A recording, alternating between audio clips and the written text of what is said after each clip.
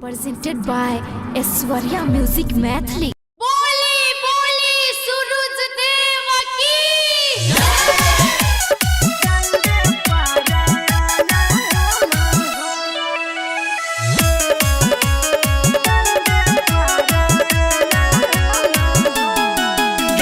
जब से छकातिक चढ़ल इहे मनवा में श्रद्धा छे बढ़ल।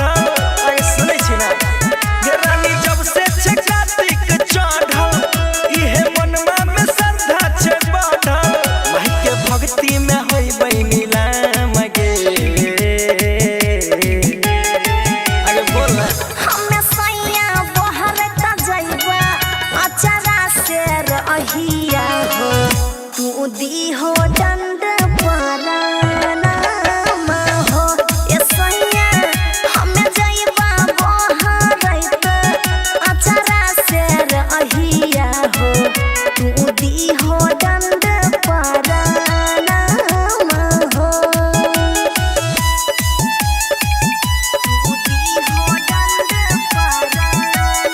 म्यूजिक बाय शशि भूषण स्नेही।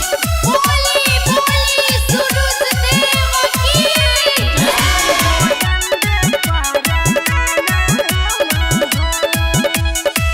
छठी मैया रोजे हमरा सपना में आबै छै बेटा बेटा कही हमरा जर से पुकारै छै। कहै छिया बात जे हम मन हो सैया छठ के परब अबरी कर हो सैया ओइमे लगतै केतना दाम गे आगे बोल गे हमें सैया बहर त जइबा अचारा से रहिया हो तू दी हो दंड पर नाम हो ए राजा हमें जइबा बहर त अचारा से रहिया हो तू दी हो दंड पर नाम हो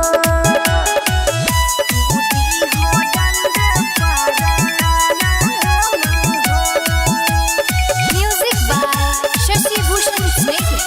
बोली बोली सूरज देव की हाँ हाँ सोचे कहै छी गे धनिया बात सब गिन के पूजा के सामान सब लायै बकिन के।